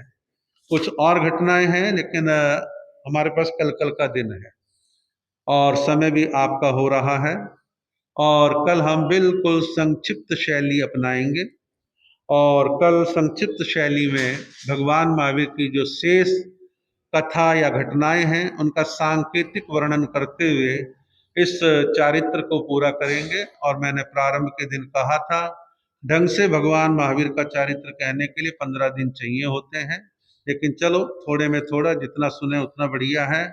और गुड़ के डले को तो कहीं से खाओ, मीठा ही मीठा होता है। तो महापुरुषों का जीवन चारित्र हमें पावन प्रेरणा देने वाला है और हमें उनसे पावन प्रेरणा लेनी चाहिए। कल 28 मार्च थी, मेरे भी ध्यान में नहीं रहा था, कुछ और व्यस्तताओं में रहा मैं, और आज मैं उस कल वाले दिवस की चर्चा आज करना चाहूँगा। आपको सबको विदित है कि 28 मार्च 1992 को श्रमण संघ के द्वितीय पट्टधर आचार्य राष्ट्र संत आचार्य सम्राट पूज्य श्री आनंद ऋषि जी महाराज का देवलोक गमन हुआ था। उनका 34वां पुण्य स्मृति दिवस पूरे देश में मनाया गया है। आनंद ऋषि जी महाराज जिनका जन्म महाराष्ट्र में चिचोंडी नाम के गांव में हुआ, जो अहमदनगर जिले में आता है और अहमदनगर से कोई लगभग 25-30 किलोमीटर दूर है। वहां मुझे भी 2015 में जाने का अवसर प्राप्त हुआ था। ओसवाल कुल में उनका जन्म हुआ। 12 साल की उम्र में पूज्य श्री रतन ऋषि जी महाराज के पावन चरणों में दीक्षा ग्रहण करी। उनकी प्रतिभा बड़ी सुंदर थी और बहुत ज्ञान उन्होंने प्राप्त किया और छोटी उम्र में ही महाराष्ट्र में श्रमण संघ बनने से पहले ऋषि संप्रदाय के वो आचार्य बन गए। ऋषि संप्रदाय के आचार्य बन गए और जब श्रमण संघ बनने का नंबर आया और उस समय की तत्कालीन कॉन्फ्रेंस के गंभीर श्रावकों के द्वारा संतों के पास जाके कॉन्फ्रेंस के प्रतिनिधि मंडल मिल रहे थे, तो उनसे एक निवेदन करा आनंद ऋषि जी महाराज से कि हम श्रमण संघ एक ऐसा संस्थान बनाना चाहते हैं, एक ऐसा संगठन बनाना चाहते हैं जो स्थानकवासी परंपरा का एक मजबूत संगठन बने। उसमें अनेक संप्रदायों का विलय होना है। जब विलय का नंबर आएगा तो क्या आप अपनी परंपरा का विलय यानी अपने पद से रिजाइन करेंगे, त्याग पत्र देंगे? तो एकता के पक्षधर आचार्य आनंद ऋषि जी ने कहा, यदि स्थानकवासी परंपरा एक होती है और कोई बड़ा स्वरूप बनता है तो मैं अपनी परंपरा का पद त्यागने के लिए तैयार हूं। हालांकि अपनी अपनी संस्थाओं के पदों को छोड़ना हर किसी के बस की बात नहीं। जिनका ऊंचा सोच होता है वो ऐसा कर पाते हैं। आचार्य आनंद ऋषि जी महाराज ने श्रमण संघ की एकता के लिए, श्रमण संघ के निर्माण के लिए अपने ऋषि संप्रदाय के आचार्य पद का विसर्जन किया और श्रमण संघ में महामंत्री बने, उपाध्याय बने, महामंत्री बने और उसके बाद 1963-64 में वो श्रमण संघ के दूसरे आचार्य बने। उत्तर भारत में विचरण किया। 6 चातुर्मास उत्तर भारत में हुए। जम्मू में चातुर्मास किया, लुधियाना में किया, मालेरकोटला में किया, बड़ौत में चातुर्मास किया, चांदनी चौक, बारादरी, महावीर भवन में किया और कोल्हापुर सब्जी मंडी में चातुर्मास किया। उत्तर भारत की धरती को उन्होंने फरसा और बहुत लोग उनसे बड़े प्रभावित रहे हैं। आचार्य आनंद ऋषि जी महाराज की प्रेरणा से आज से 85 साल पहले श्री त्रिलोक रत्न धार्मिक परीक्षा बोर्ड अहमदनगर, पहले उसका नाम पाथरडी था, पाथरडी कस्बा जो अहमदनगर जिले में आता है। पहले वहाँ स्थानकवासी घर बहुत ज्यादा थे और वहाँ एक गुरुकुल खोला गया। फिर बाद में जो है अहमदनगर उस संस्था को शिफ्ट किया गया और शिफ्ट करने अब वो अहमदनगर से चल रही है, जहाँ आचार्य आनंद ऋषि जी महाराज की लंबी दृष्टि थी कि साधुओं के लिए धार्मिक सिलेबस बनाना है, पाठ्यक्रम बनाना है। बनाया, उसका परीक्षाओं के नाम रखे गए, प्रथमा, विशारद, प्रभाकर शास्त्री और आचार्य। इन परीक्षाओं के देने में 12 साल लगते हैं। ढंग से यदि पढ़ाई करें, सारे एग्जाम देते हैं, 12 साल लगते हैं और जो ये पढ़ाई कर लेता है बड़ी अच्छी नॉलेज जो है प्राप्त करता है। ऐसा उन्होंने संस्थान दिया और आज हमने श्रमण संघ ऑनलाइन एजुकेशन के द्वारा आचार्य तक की पढ़ाई का कोर्स सारा हम ऑनलाइन करवाते हैं। और हमारे इस ऑनलाइन का प्रभाव ये रहा कि अनेक साधु साध्वियां परीक्षाएं देने लग गए। पहले मन में था कौन पढ़ाएगा, पढ़ाने वाला कोई है नहीं तो परीक्षा ही नहीं देते हैं। मन में निराशा आ जाती थी क्योंकि कठिन सब्जेक्ट को पढ़ाने वाला नहीं मिलेगा, तो ऐसा मन में ख्याल आ जाना स्वाभाविक है। आज परीक्षार्थियों की संख्या 3 गुना हो चुकी है और अच्छे ढंग से संस्थान काम कर रहा है। गृहस्थी लोगों के लिए भी हमने जैन पाठावली के 9 भाग हैं और 6-6 महीनों में ऑनलाइन पढ़ाई का सिस्टम बनाया है। साल में 2 एग्जाम होते हैं, जून में और दिसंबर में। तो 6 महीने पढ़ाई करो, ऑनलाइन पेपर दो, पास हो जाओ, फिर दूसरी क्लास, तीसरी, चौथी, तो 9वीं तक की क्लास यानी 9 खंड है। तो 9 खंडों की व्यवस्था है जो कि आचार्य आनंद ऋषि जी महाराज के द्वारा ये जैन पाठावली बनवाई गई थी और इसे लगभग लोग भूल चुके थे। एक दिन मेरे दिमाग में आया, मैंने कहा इसको ऐसे चलाते हैं। तो आज उनके यहाँ पे किताबें खत्म हो रही हैं और 9 की 9 क्लासें चल रही है और हमारा एक बैच 9वां भाग दे करके पास होकर के आगे आ गया है। भाव कहने का ये है कि आनंद ऋषि जी महाराज ने शिक्षा के क्षेत्र में काम किया और ऐसे आचार्यों को लोगों का मजबूत समर्थन मिल जाए तो और काम अच्छे हो सकते हैं। अपने आनंद ऋषि जी महाराज ने कोल्हापुर चातुर्मास के अंदर, शायद वो 68 का 69 का चातुर्मास था, तो आप प्राकृत विद्यापीठ के नाम से उन्होंने प्रयत्न करा था, कुछ फंड इकट्ठा हुआ था, लेकिन आचार्य जी का विहार हो गया और सब खंडमेंड हो गया। तो कहने का मतलब है कि बहुत सारे काम आज भी चल रहे हैं। बड़ा महान जीवन था और संघ के लिए बड़ी गंभीरता उनके मन में थी। उन्होंने बहुत अच्छे अच्छे संतों की नियुक्तियां समय समय पर करी और अपने जीते जी उन्होंने श्रमण संघ में एक युवाचार्य बनाए थे, युवाचार्य श्री मिश्री मल जी मधुकर मिश्री जी महाराज। तो मिश्री मल जी महाराज मधुकर उनको युवाचार्य बनाए, लेकिन उनका आयुष्क्रम कम था। और फिर पूना में 1987 का साधु सम्मेलन हुआ, और साधु सम्मेलन के अंदर जो है उन्होंने आचार्य देवेंद्र मुनि जी महाराज, वर्तमान आचार्य शिव मुनि जी महाराज को उपाचार्य और युवाचार्य के रूप में इनको नियुक्त करा। बातें बहुत सारी कही जा सकती हैं, लेकिन समय कम है। हम उनके 34वें पुण्य स्मृति दिवस के अवसर पर उनको हृदय की अनंत गहराइयों के साथ हम और आप सभी स्मरण करते हैं। और कल जो है आचार्य देवेंद्र मुनि जी महाराज का आचार्य पद का दिन भी था, क्योंकि ठीक एक साल के बाद 1992 में आनंद ऋषि जी महाराज का देवलोक हुआ, और 1993 में यानी एक साल के बाद आचार्य पद की चादर आचार्य देवेंद्र मुनि जी महाराज को मिली। कहाँ मिली? उदयपुर में मिली। भंडारी मंडप एक स्थान है, काफी बड़ा ग्राउंड है, और मैं भी वहां पर गया था। पूज्य गुरुदेव श्री प्रेम सुख जी महाराज ने कहा था, मैं तो जा नहीं सकता और तुम जाओ। मुझे भेजा था, मेरे साथ उपेंद्र मुनि थे, एक आध संत और थे, सत्येंद्र मुनि जी थे, और एक वैरागी थे हमारे अनुपम मुनि जी महाराज। हम दिल्ली आए, देहरादून से दिल्ली आए, जयपुर गए, अजमेर गए, फिर उदयपुर पहुंचे, और वहां लगभग 1.25 महीना हम लोग रुके। बड़ी भारी भीड़ थी, और 250 के आसपास साधु साधुएं वहां पर पधारे हुए थे। बड़ी भारी रौनक थी, पंचायती नौरे में प्रवचन होता था, और मैं बड़े गर्व के साथ कह सकता हूँ इतने साधु संतों में रूपचंद जी महाराज क्या, अम्बालाल जी महाराज क्या, महामंत्री सौभाग मुनि जी क्या, प्रवर्तक रमेश मुनि जी महाराज क्या, कई उपाध्याय मूलचंद जी महाराज, बड़े बड़े संत थे। तो वह मुझे बोलने में, प्रवचन में सबसे ज्यादा समय मुझे मिला। वो बड़े संत कहते आपको बोलना है, आपको बोलना है, तो बोलना पड़ता था। तो इस प्रकार मुझे सर्वाधिक समय मिला, आचार्य जी का बहुत सानिध्य मिला, और आचार्य पद का वो दृश्य मैंने देखा। और वहाँ लगभग 50 से 60 हजार लोग उस कार्यक्रम में मौजूद थे। बहुत सुंदर व्यवस्थाएं कर रखी थी। आचार्य पद की चादर हुई। चादर के 2, 2.5, 3 दिन के बाद उन्हीं के गुरु उपाध्याय पुष्कर मुनि जी महाराज संथारा सहित उनका देवलोक गमन होता है। और उसी समय आचार्य देवेंद्र मुनि जी ने कहा था मेरे से कि मैं इंदौर जाके चातुर्मास नहीं कर सकता, मेरी जगह पर आप जाके इंदौर चातुर्मास करो। मेरा भाव भीलवाड़ा जाकर के चातुर्मास करने का है। उनका मेरे प्रति बड़ा स्नेह भाव रहा, और उन्होंने एक पत्र भेज करके मुझे कहा कि मैं उत्तर भारत आचार्य बनकर के जा रहा हूं, और आप मेरे साथ चातुर्मास करना। यानी फिर मैंने लुधियाना का चातुर्मास उनके साथ किया, फिर एक चातुर्मास का गैप देके दिल्ली शक्ति नगर का चातुर्मास उनके साथ किया। आचार्य देवेंद्र मुनि जी महाराज ने लगभग 500 के आसपास पुस्तकों, ग्रंथों का लेखन संपादन का काम किया, अनेक आगमों की भूमिकाएं लिखी। जैन धर्म का मौलिक इतिहास लिखने में आचार्य श्री हस्तिमल जी महाराज के साथ उनका पत्र व्यवहार चला।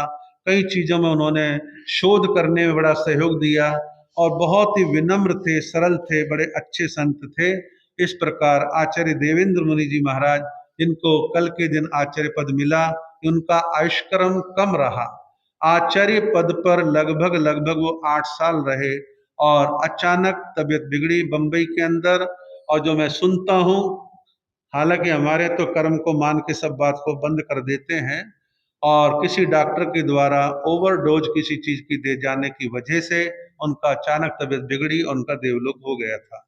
तो इस प्रकार ऐसे महान संत हमारे बीच में रहे हैं, हम उनको बारंबार स्मरण करते हैं। और हमारे अनुपम मुनि जी महाराज, जिनकी 93 में ही उदयपुर के अंदर चादर महोत्सव में कुछ वैरागी और कुछ वैरागनों की दीक्षा हुई थी, तो हमारे अनुपम मुनि जी महाराज की दीक्षा हुई, और उनकी दीक्षा को भी लगभग जो है लगभग 33 साल जो उनकी दीक्षा को हो गए हैं। स्वतंत्र चातुर्मास करते हैं, विचरण करते हैं, समय समय पर हमारे से मिलते रहते हैं। गत वर्ष का चातुर्मास उनका यमुना पार विवेक विहार में था, और आगामी चातुर्मास उनका आगरा में रहेगा। तो इस प्रकार उनके प्रति भी मैं भावना भाता हूँ कि खूब ज्ञान ध्यान प्राप्त करें, जिन शासन की प्रभावना करें, ऐसी मैं मंगल कामना करता हूँ। और कल आखिरी दिन है प्रवचन की दृष्टि से, तो कल आप लोग ज़्यादा से ज़्यादा आएँ। कल भी भगवान महावीर के महान व्यक्तित्व के विषय में सुनने की भावना रखेंगे। एक सूचना और दे रहा हूं, आने वाली 5 अप्रैल रविवार को ऋषभ आश्रम, जो कि सेक्टर 13 में आप सब जानते हैं, जब पंडित हेमचंद जी महाराज विराजमान रहते थे, तो वहां उनका पावन जन्म दिवस वहां पे मनाया जाएगा। आप सभी उस पावन जन्म दिवस पर 5 अप्रैल रविवार को वहां पर पहुंचने की, तो पुण्य स्मृति दिवस है, 9 अप्रैल को उनका पुण्य स्मृति दिवस है। उस महापुरुष की महिमा बड़ी अपार थी और उनके महान व्यक्तित्व को हम और आप सभी वहां पर स्मरण करेंगे। कुछ जाप होगा, कुछ स्तुति होंगी, आप सब वहां पर सादर आमंत्रित रहेंगे।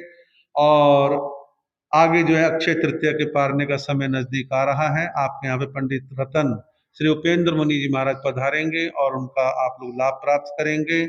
और अक्षय तृतीया पे हम लोग पश्चिम बिहार होंगे। इस बार की अक्षय तृतीया तो है ही है, वर्षी तप के पारने भी होते हैं, ऋषभदेव भगवान का गुणगान भी होता है।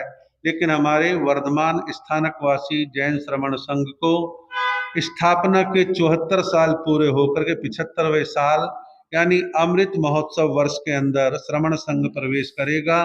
तो इस दृष्टि से इस साल का अक्षय तृतीया का दिन भी विशेष महत्वपूर्ण है। आप और हम सभी स्तुति गान करते हैं भगवान का और उसके पश्चात श्री संघ की सूचना होगी। ओम जय महावीर प्रभु, स्वामी जय महावीर प्रभु, जगनायक सुखदायक, जगनायक सुखदायक, अति गंभीर प्रभु। ओम जय महावीर प्रभु, कुंडलपुर में जन्मे त्रिशला के जाए, स्वामी त्रिशला के जाए, पिता सिद्धार्थ राजा, पिता सिद्धार्थ राजा, सुर नर हर्षाए। ओम जय महावीर प्रभु, दीनानाथ दयानिधि है मंगलकारी, स्वामी है मंगलकारी, जगहित संयम धारा, जगहित संयम धारा, प्रभु पर उपकारी। ओम जय महावीर प्रभु, पापाचार मिटाया, सतपथ दिखलाया, स्वामी सतपथ दिखलाया, दया धर्म का झंडा, दया धर्म का झंडा जग में लहराया। ओम जय महावीर प्रभु, अर्जुन माली गौतम श्री चंदन बाला, स्वामी गिरि चंदन बाला, पार जगत से बेड़ा पार, जगत से बेड़ा इनका कर डाला। ओम जय महावीर प्रभु, पावन नाम तिहारा, जग तारण हारा, स्वामी जग तारण हारा, निश दिन जो नर ध्यावे, निश दिन जो नर जावे, काष्ट मिटे सारा। ओम जय महावीर प्रभु, करुणा सागर तेरी महिमा है न्यारी, स्वामी महिमा है न्यारी, ज्ञान मुनि गुण गावे, हम सब मिल गुण गावे, चरणन बलिहारी। ओम जय महावीर प्रभु, जय महावीर प्रभु, स्वामी जय महावीर प्रभु, जगनायक सुखदायक, जग नायक सुखदायक अति गंभीर प्रभु ओम जय महावीर प्रभु। एक पचखान श्रीमती सुमन जैन, वो अपने 5वें आइम्बिल का पचखान ले रही हैं, आइम्बिल ओली कर रही हैं, और आपको भी आइम्बिल करने के भाव रखने चाहिए, तपस्या करनी चाहिए। 5वें आइम्बिल का पचखान है। दूसरे तपस्या करने वालों को धन्यवाद धन्यवाद इन शासन की शान बढ़ाने वालों को धन्यवाद धन्यवाद। गुरुदेव श्री उपप्रवक्ता पूज्य गुरुदेव श्री प्रेम जी महाराज साहब के शिष्य रतन संघ सेतु उपाध्याय प्रवर पूज्य गुरुदेव श्री रविंद्र पुरी जी महाराज साहब थाने 4, परम विदुषी महासार की शर्मी गौरव डॉक्टर शिवाजी महाराज साहब की शिष्या आगम ज्ञानार्थी डॉक्टर शैली जी महाराज साहब थाने 4 के पावन चरण कमलों में प्रशांत बिहार स्टेशन की ओर से बंधन पर प्रभु महावीर से आपके स्वास्थ्य की मंगल कामना करते हैं और धर्म सभा में उपस्थित सभी धर्मप्रेमी बंधुओं को सादर के चिंतन करते हैं। गुरु भगवंतों का मांगलिक पावन सानिध्य भगवान महावीर जन्म कल्याण के पावन प्रसंग पर और गुरुदेवों के मांगलिक पावन सानिध्य में धर्म का हर रंग हर प्रारूप को प्रशांत बिहार क्षेत्र में बंधन लगा हुआ है, जहाँ प्रशांत बिहार और आसपास के धर्म प्रेमी बंधु निरंतर गुरु भगवंतों के मुखारविंद से भगवान महावीर के जीवन को श्रवण कर रहे हैं। साध्वी रतन के मुखारविंद से आप नित्य प्रति विरुद्धि की गाथा का श्रवण करते हैं। बहुत ही सुंदर प्रकार से भगवान महावीर की स्तुति भजन के माध्यम से आपने श्रवण की और नित्य श्री जी के मुखारविंद से आपने भगवान महावीर के जीवन चरित्र को जो श्रवण कर रहे हैं। 24 तारीख से प्रारंभ हुआ निरंतर गुरुदेव के मुखारविंद से भगवान महावीर के जीवन को साक्षात ऐसे लगता है। गुरुदेव अपने मुखारविंद से कहते हैं कि 15 दिन चाहिए, लेकिन आपने गुरुदेव सागर में सागर को भरा है और इन दिनों में भी जिस प्रारूप में जिस सुंदरता के साथ आपने भगवान महावीर के जीवन के पहलुओं को छूकर सभी को एक सुंदर रूप दिया है। हम सब आपके प्रति कृतज्ञता के भाव रखते हैं। बहुत ही सुंदर प्रारूप में आपने एक एक प्रसंग को, अगर समय कम है तो फिर भी कोई विशेष प्रसंग उनके पूरे जीवन से आप कहीं छूटा नहीं। ये आपकी महानता है, आपकी दिव्यता है और आपकी जो शैली है उसका प्रभाव है। जो आपका प्रवचन रहता है जितनी देर का, उससे ज्यादा का प्रवचन मिलता है। यही आपका एक बहुत सुंदर प्रभाव रहता है। गुरुदेव के मुखारविंद से हमने जहाँ भगवान महावीर के जीवन को श्रवण किया, कल भी गाथा रहेगी, कल भी भगवान महावीर की कथा को हम श्रवण करेंगे। और परसों का जो कार्यक्रम है भगवान महावीर जन्म कल्याण का कार्य हमारे प्रभात फेरी रहेगी। बहुत ही सुंदर प्रारूप में जो रूप रहता है हमेशा, तो कल आपको रूप भी बोल दिया जाएगा। उसके अंदर सभी आए, बच्चों को भी लाने का भाव रखें, ऐसा विनीत अनुरोध है। और फिर गुरुदेव जो सावरिया टेम्पल के अंदर जापानी पार्क के अंदर भगवान महावीर जन्म कल्याण का कार्यक्रम भव्य स्तर पर मनाया जाएगा। वहाँ गुरुदेव का मांगलिक पावन सानिध्य रहेगा। गुरुदेव वहाँ पधारेंगे, वहाँ साधु भी वहाँ पधारेंगे। तो हम सबका भी ये भाव बनता है कि अधिक से अधिक संख्या में हम वहाँ सावरिया टेम्पल के अंदर भी भगवान महावीर जन्म कल्याण के उस पावन प्रसंग पर, क्योंकि हमारे गुरुदेव हमारे उपाध्याय जी पधार रहे हैं और उनका सानिध्य हमें मिला हुआ है। और वहाँ पर इतने बड़े कार्यक्रम में भी गुरुदेव का सानिध्य रहेगा, तो हम सब की उपस्थिति भी वहाँ एक आवश्यक रहती है। तो सभी भाव रखते जाने का। उस कार्यक्रम के अंदर भी एक सूचना आज के लिए भी दे दे। आज शाम को भगवान महावीर जन्म कल्याण के पावन प्रसंग पर ही कवि सम्मेलन हो रहा है भगवान महावीर ज्ञान सेवा समिति के द्वारा, जो गोल्डन क्राउन जापानी पार्क में होगा शाम को 6 बजे 6:30 बजे। तो वहाँ पर भी आप जा सकते हैं। भगवान महावीर जन्म कल्याण के पावन प्रसंग पर भगवान महावीर को श्रवण कर सकते हैं और अन्य कवियों को श्रवण कर धर्म लाभ ले सकते हैं। गुरुदेव ने जहाँ तृतीय पढ़कर आचार्य मलपट श्री आनंद ऋषि जी महाराज साहब को याद किया, वहीं तृतीय पढ़कर आचार्य सम्राट श्री देवेंद्र पुरी जी महाराज साहब के चादर समारोह को भी इसको याद किया। उन दोनों भगवंतों को, आचार्य भगवंतों को भी हम अपनी श्रद्धा देकर नमन करते हैं। ऐसे आचार्यों से ही श्रवण संघ को स्थिरता मिली, सुदृढ़ता मिली और आज पूरे भारतवर्ष के अंदर श्रवण संघ काम करता है। इतने सुंदर रूप में जिन शासन की प्रधानता होती है, मैं समझता हूँ कि ऐसे आचार्य भगवंतों की देन है। हमारे उपाध्याय पूज्य गुरुदेव ने भी जहाँ आचार्य भगवान ने शिक्षा के क्षेत्र में काम किया, वहीं हमारे उपाध्याय पर श्रद्धेय गुरुदेव श्री रविंद्र पुरी जी महाराज साहब ऑनलाइन एजुकेशन के प्रणेता बने।